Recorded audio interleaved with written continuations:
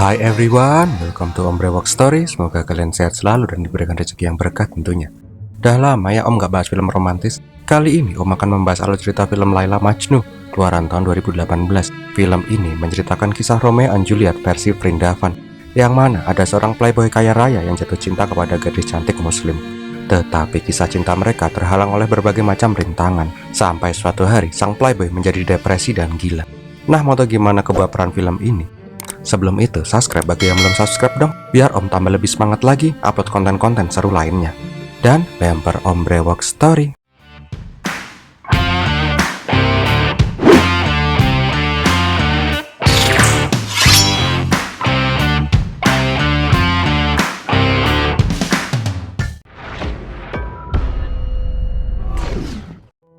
Awal kisah, kita diperlihatkan seorang bocil cewek yang lagi main petak umpet dengan seorang bocil cowok yang pakai topeng buaya.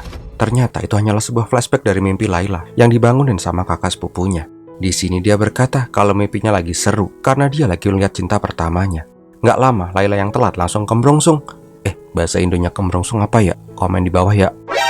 Intinya, Layla yang seorang anak anggota DPR, hidupnya sangat berkecukupan. Di daerahnya, Layla juga terkenal sebagai kembang kota. Kecantikannya bisa membuat cowok-cowok sampai rebutan tisu yang dibuang oleh Layla. Bahkan ada mas-mas jamet yang setiap hari nungguin mobil Layla di pangkalan ojek pengkolan cuma buat ngeliat Layla. Intinya dia terkenal banget.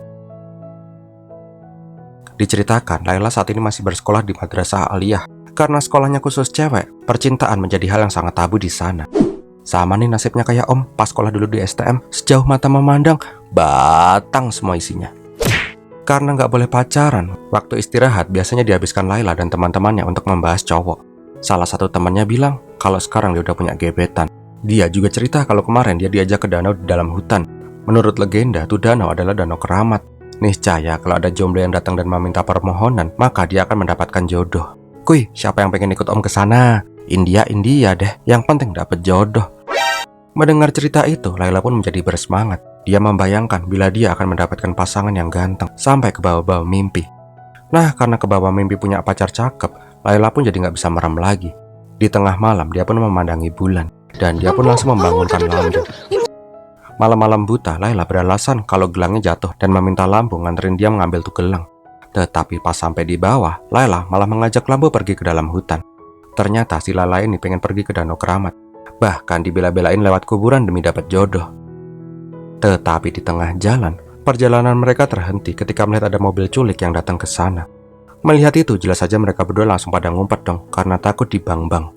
Ketika lagi tiarap, tiba-tiba ada yang basah-basah ngucur ke kepala mereka. Ternyata ada mas-mas dari mobil itu yang kebelet pipis. Dan sialnya, mas-mas itu kepleset padahal belum benerin resleting. Dan mereka berdua pun kabur. Keesokan harinya diperlihatkan sebuah demo di depan hotel yang baru saja dibangun. Pemimpin demo itu adalah Iban, putra dari anggota DPR di sana. Dia demo karena dia merasa kalau lahan tanah hotel itu adalah miliknya. Sedangkan di tempat lain diperlihatkan Sarwar, konglomerat pemilik hotel itu memanggil polisi untuk membubarkan demo. Gak lama diperlihatkan bila Iban datang ke rumah Layla. Ternyata ayah Iban dan ayah Layla itu bersahabat karena sama-sama politikus. Intinya keluarga Iban gak terima kalau tuh lahan jadi hotel, karena tuh lahan aslinya milik mereka, tetapi disita bank dan dibeli lelang oleh Sarwan. Intinya tuh tanah masih sengketa. Ketika Layla dan Lampu pulang, terlihat bila Iban itu naksir dengan Layla. Malam harinya terlihat Layla yang gak bisa bobo karena kepikiran semalam dia lihat burung yang bentuknya aneh dan gak punya sayap. Karena terus kepikiran burung, dia pun mainan burung dara. Iya, burung dara maksud Om. Tetapi tanpa diketahui, ternyata dia sedang diintai oleh seseorang dari dalam mobil. Keesokan harinya di pasar, Layla melihat mobil culik yang kemarin di hutan. Jasmet bilang kalau tuh mobil milik Kais, playboy tajir anak pemilik hotel. Kais itu sangat terkenal sebagai playboy cap buaya. Hampir setiap cewek di kota tahu akan ketampanannya, dan yang pasti dia tajir parah. Keesokannya, gosip kalau Layla adalah target Kais selanjutnya pun menyebar di sekolah. Teman-temannya pun bilang kalau ada rumor, ada seorang cewek yang dibuat tekdung sama Kais, dan dia pun bunuh diri. Ada rumor juga yang bilang kalau Kais itu pernah pacaran sama artis Bollywood, dan rumor-rumor lainnya. Tetapi mendengar itu, Layla bukannya mundur, dia malah jadi lebih penasaran sama sosok Kais itu. Sepulang sekolah, tiba-tiba ada mobil Kais yang mepet mobil Layla. Bahkan hampir setiap hari tuh mobil seliwar-seliwar di dekat mobilnya Layla pas berangkat dan pulang sekolah. Nggak cuman itu, ketika Layla lagi jajan di kafe, Semobilnya udah dibayar oleh orang misterius. Pas di sekolah pun juga sama, Layla mendapat sebuah hadiah HP dari orang misterius. Bahkan pas ngisi pulsa juga gitu. Karena udah jengkel, Layla pun ngamuk sama penjaga konter. Pas keluar, dia melihat mobil Kais dan langsung marah-marah sama tuh Kais. Tetapi Kais dengan entengnya bilang, "Aku cuma pengen mengembalikan sentermu ini kok. Aku nggak tahu nama dan nomor HP-mu, makanya aku mengikuti kamu." Karena nggak mau dibuntuti terus sama mas-mas yang sok ya semacam Kais ini, Layla pun mengancam Kais agar tidak memperlihatkan batang hidung mancungnya lagi. Sedangkan Kais malah jadi tambah penasaran karena ada cewek yang bisa nolak dirinya. Malam harinya Kais kembali memantau Layla. Nah, melihat Layla yang suka mainan burung, Kais pun memiliki ide untuk mengirim surat via burung. Melihat surat itu, Layla pun menjadi marah dan nguak-nguak tuh surat. Tetapi pas Kais udah cabut, ternyata Layla masih menyimpan surat itu. Beberapa hari kemudian, di sebuah pesta pernikahan, tak sengaja Layla melempar beras ke kencengan. Dan tahu nggak siapa yang kena sambit Layla? Siapa lagi kalau bukan Kais? Di dalam pas kerabat lagi pada nyanyi-nyanyi, terlihat Layla yang mencuri-curi pandang ke Kais. Melihat Kais yang juga ngeliatin dia, "Ih, isin aku." Di sini Layla pun mulai senyum-senyum kepada Kais. Karena udah dapat lampu hijau, Kais pun berpura-pura menjadi pelayan dan menyelipkan sebuah surat yang menanyakan nomor telepon Layla. Karena tadi udah senyum-senyum manja, Layla pun memberikan nomor teleponnya, yang mana membuat nih playboy merasakan apa itu namanya jatuh cinta. Setelah hari itu, Kais dan Layla pun sering chattingan dan teleponan selama berjam-jam. Sampai suatu hari, Kais mengajak Layla untuk menikah. Karena Kais baru pertama kali jatuh cinta dan menganggap Layla itu adalah sosok wanita yang dia cari selama ini. Sama dengan Kais, ternyata Layla juga menyukai sosok misterius Kais. Tetapi masa baru chattingan udah ngajak nikah? Layla pengen ketemu dulu dengan Kais untuk memutuskan apakah Kais itu serius atau cuma pengen have fun aja. Keesokan harinya, Layla berniat membolos sekolah untuk bertemu dengan Kais. Lambo yang mengetahui itu jelas saja melarang Layla. Tetapi keputusan Layla sudah bulat. Siang harinya pas istirahat, Layla pun cabut dari sekolah dan sudah dijemput oleh Kais di depan gang. Di dalam mobil, Layla penasaran dengan kalung di kaca spion. Kais bilang kalau kalung itu pemberian seorang cewek pas dia masih kecil, tetapi dia nggak inget siapa anak kecil itu. Intinya, Kais dan Layla pun memadu kasih. Kais juga mengajak Layla ke tempat favoritnya pas kalau dia lagi gabut, yaitu sebuah lereng gunung. Melihat Kais secara langsung membuat Layla semakin yakin bila Kais itu adalah orang yang baik dan romantis. Semenjak saat itu, mereka pun memutuskan untuk berpacaran.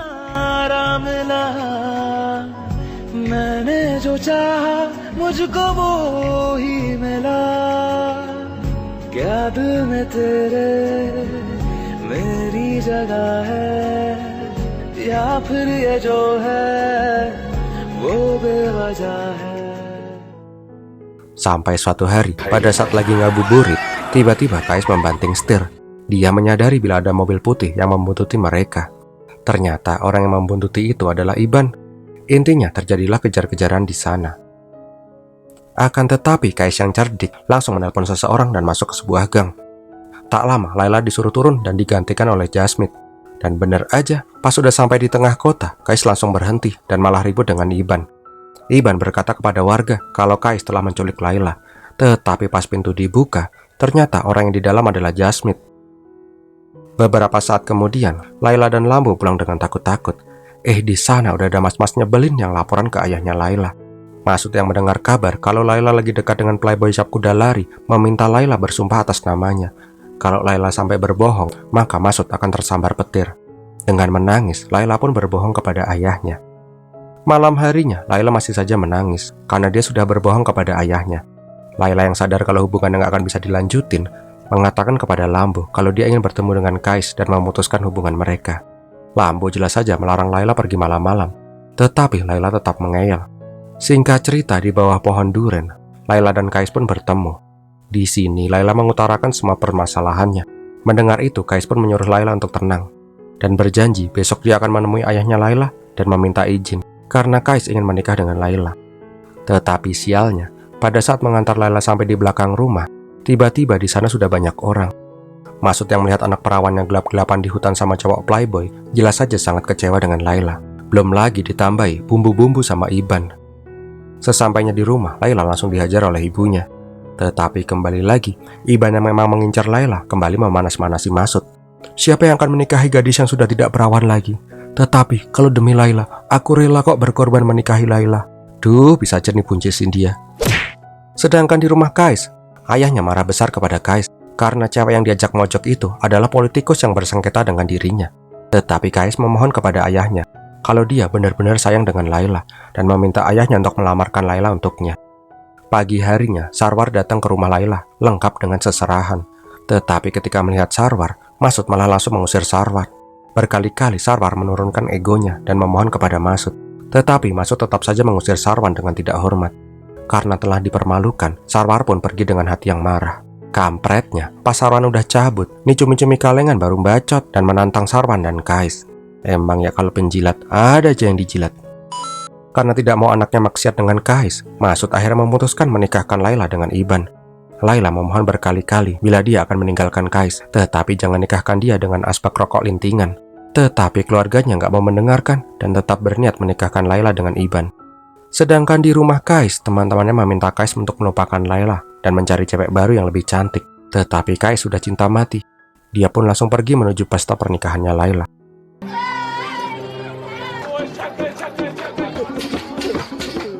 Singkat cerita, Kais pun berhasil ke rumah Layla. Dia memohon kepada Masud agar Layla tidak dinikahkan dengan Iban, dan dia pun berjanji tidak akan menemui Layla lagi. Tetapi Masud sama sekali tidak mau mendengar omongan dari Kais. Karena hal itu, akhirnya Kais membuat keributan dan berteriak-teriak memanggil nama Layla. Ketika melihat Layla di loteng, Kais pun langsung mengajak Layla untuk kawin lari. Tetapi melihat senapan yang ditodongkan ke Kais, Layla pun berkata kalau selama ini dia hanya main-main sama Kais dan mengusir Kais dari pernikahannya. Layla juga berkata agar Kais jangan pernah menemuinya lagi. Mendengar itu, Kais pun merasa hancur dan kecewa. Dan dia pun berjanji akan menepati janjinya untuk tidak menemui Layla lagi selamanya. 4 tahun kemudian, suatu hari Sarwar yang lagi sarapan tiba-tiba anfal dan langsung meninggal dunia. Di saat berduka itu, paman menanyakan kepada Zaid di mana kakaknya. Tega-teganya ketika ayah mereka meninggal, Kais tidak menunjukkan dirinya.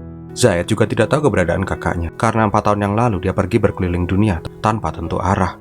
Tak lama keluarga Sarwar pun menjadi incaran media karena seluruh harta Sarwar diwariskan kepada Kais, sedangkan pewaris tunggal itu tidak terlihat sama sekali. Pada saat akan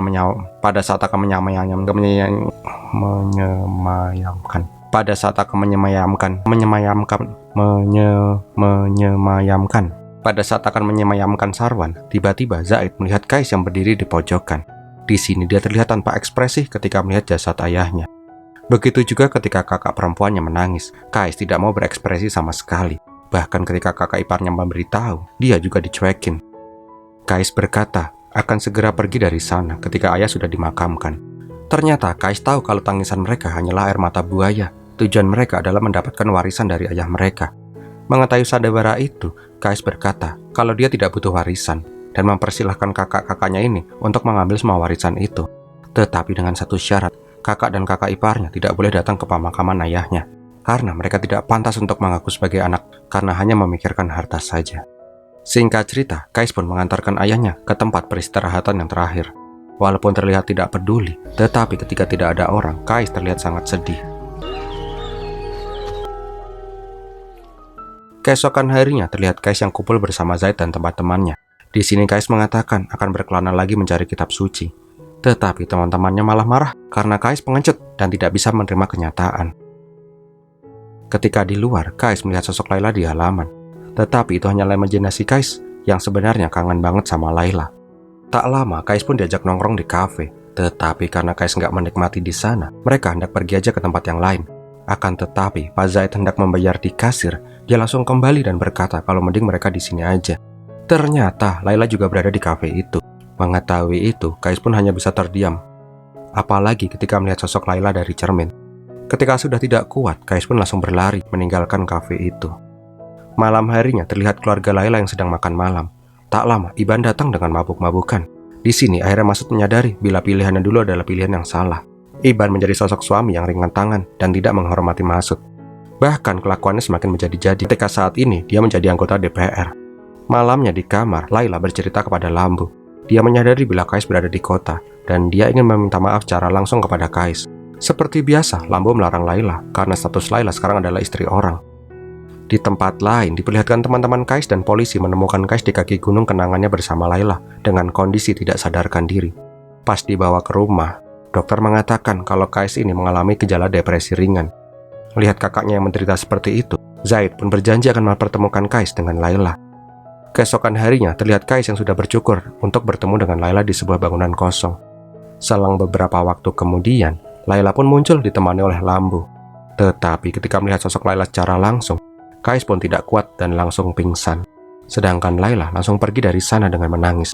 Karena selama ini Lambu selalu berkata bila Kais hidup dengan foya-foya dan bersenang-senang di perantauan. Tetapi kenyataannya, Kais pergi karena tidak ingin merasakan sakit ketika melihat dirinya. Setelah pertemuan itu, Layla tidak bisa tenang memikirkan Kais. Sampai suatu hari, Lambu menelpon Kais. Di telepon itu, Layla mengajak Kais untuk kabur dan hidup bersama. Mendengar itu, secara spontan, Kais langsung mengemasi barang-barangnya. Akan tetapi, Layla yang hendak pergi dari rumah malah dicegat oleh Iban. Ternyata Iban tahu bila Layla kemarin bertemu secara sembunyi-sembunyi dengan Kais. Mengetahui bila Layla hendak menemui Kais lagi, Iban langsung gelap mata dan langsung melakukan KDRT kepada istrinya. Melihat putrinya disiksa di depan matanya, akhirnya Masud menghentikan menantu nggak otak ini. Akan tetapi Layla menghentikan ayahnya. Di sini dia mengatakan semua keburukan Iban selama 4 tahun ini. Layla juga mengajukan cerai kepada Iban dengan semua bukti yang dia punya. Ketika Layla menjadi berapi-api, Iban merasa bingung kenapa istrinya selama 4 tahun ini selalu diam menjadi sangat pemberani seperti ini. Tak lama Layla datang ke rumah Kais. Kais yang sudah bersiap-siap untuk pergi bersama Layla harus menelan rasa kecewa ketika Layla berkata, "Kita tidak perlu pergi kemana-mana, aku akan bercerai dengan Iban dan kita akan hidup bahagia setelah itu." Walaupun kecewa, tetapi Kais mencoba mengikuti permintaan dari cinta sejatinya itu untuk menunggu proses cerai Layla. Malam harinya, Iban datang ke rumah Masud dan berniat meminta maaf. Tetapi Masud yang sudah tahu wajah asli Iban malah mengusir Iban dan akan segera melayangkan gugatan cerai putrinya kepada Iban. Karena merasa dipermalukan, Iban pun mabuk-mabukan di rumah. Di sini dia merasa kalau semua ini adalah salah dari Layla. Dia pun berencana membunuh Layla dengan pistol. Akan tetapi, ketika dia hendak pergi mencari Layla, dia mengalami kecelakaan yang membuatnya meninggal dunia. Keesokan harinya, para keluarga menangis atas kematian Iban. Tetapi hanya Layla yang tidak menangis. Bahkan Bibi memaksa Layla untuk menangis. Tapi Layla udah seneng Iban mati kok disuruh nangis. Malamnya, Layla mengajak Kais untuk kawin lari dengannya karena sekarang tidak perlu bercerai lagi. Keesokan harinya, Layla berniat kabur dari rumah, tetapi Masud menghentikan Layla. Masud meminta maaf karena dulu dia menikahkan Layla dengan teh kopi spot sehingga kehidupan Layla menjadi hancur. Di sini Masud meminta agar Layla jangan pergi. Dia akan merestui Layla dengan Kais, tetapi tunggu hingga masa idahnya selesai. Di tempat lain, kita diperlihatkan Kais dan Zaid yang menunggu Layla di bawah pohon duren. Tak lama, Layla datang ke sana. Tetapi sama dengan sebelumnya, Layla mengatakan bila dia tidak bisa pergi sekarang. Layla meminta Kais untuk menunggu sebentar lagi sampai masa idahnya selesai. Di sini Kais hanya terdiam dan tiba-tiba dia tertawa seperti orang gila.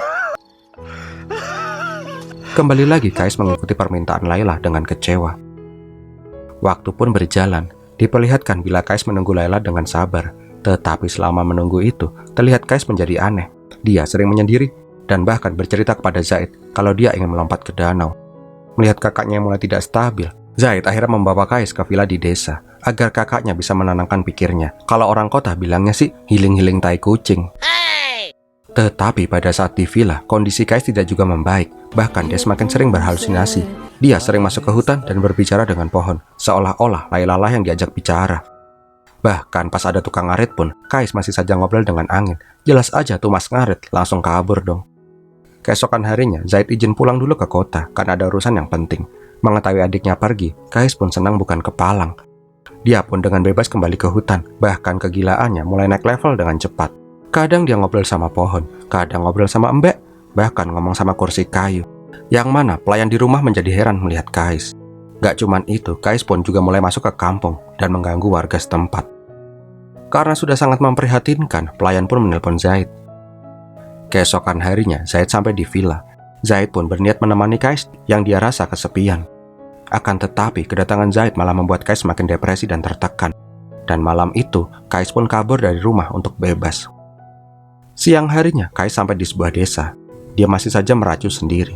Bahkan ketika ada jemaah yang sholat berjamaah, Kais malah mondar-mandir di depan mereka, seolah-olah dia lagi ngobrol dengan Layla. Karena ulah Kais itulah, imam menjadi marah. Merasa Kais menghina sholat, orang-orang itu pun mengusir Kais. Tetapi Kais yang depresi malah membela diri kalau dia sedang berbicara dengan pujaan hatinya. Karena sudah jengkel, orang-orang itu pun melempar batu, sehingga kepala Kais pun berdarah. Mengetahui orang-orang membenci dirinya, Kais pun berlari dengan berteriak ke dalam hutan. Di dalam hutan, Kais melihat bayangan Layla yang menari-nari bersamanya.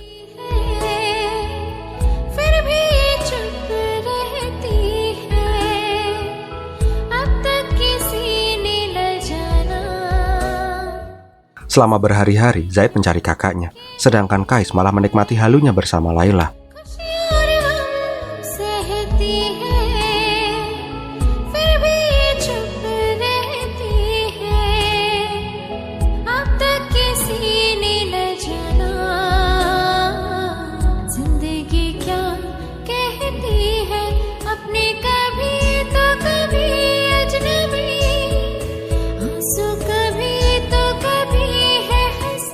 Sampai suatu hari, warga yang sudah merasa terancam akhirnya berniat menangkap Kais.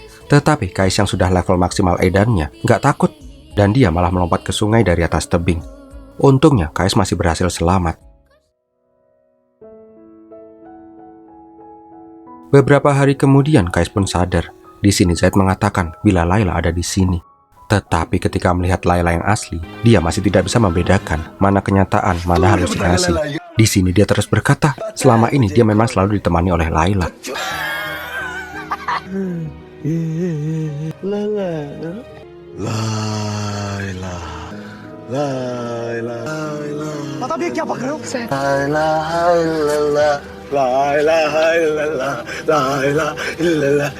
Menyadari bila Kais sudah seperti itu, Layla pun pergi meninggalkan Kais.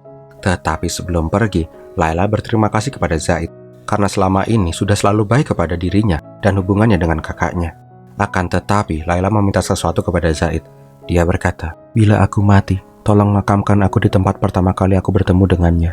Dan bila suatu saat dia sadar, tolong beritahu dia di musim semi bila aku sudah tiada. Ternyata Layla yang merasa bersalah kepada Kais memutuskan untuk mengakhiri hidupnya karena dia tidak bisa hidup tanpa ada Kais di sisinya.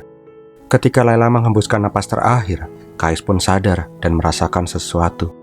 Dia pun mencoba kabur dari kamarnya, tetapi semua pintu dan jendela sudah dikunci rapat. Keesokannya, jasad Layla pun dimakamkan di tempat yang dia minta. Semua orang terlihat sedih, termasuk Zaid. Tak lama, Zaid pun kembali ke rumah dengan menangis. Zaid mengatakan bila Layla sudah tiada. Mendengar itu, Kais tidak mau percaya dan kabur dari sana. Kais pun berjalan sampai di makam tempat Layla dikubur. Di sana, Kais melihat bayangan Layla. Dan Kais pun berlari mengejar sosok itu. Sialnya, Kais tersandung dan kepalanya membentur batu nisan Layla, sehingga kepalanya pun berdarah. Dan akhirnya mereka bisa hidup bersama di dunia yang kekal. Dan filmnya pun berakhir. Di akhir film, kita diperlihatkan bila sosok bocah bertopeng itu adalah Kais. Wow, gimana film ini sob? Pada baper nggak sih? Apa biasa aja? Kalau kalian pengen lihat kehidupan Layla dan Kais sebelum ini, kalian bisa nonton film Bulbul ya, yang udah pernah Om recap. Linknya Om taruh di deskripsi. So, bagi kalian suka dengan video ini, silahkan untuk like, komen, dan share. Bagi yang belum subscribe dong, dan klik lonceng notifikasi agar nggak ketinggalan video-video terbaru dari channel Om Brewok Story. Terima kasih sudah menonton sampai di detik ini. Om Brewok pamit dulu, biar milatihin.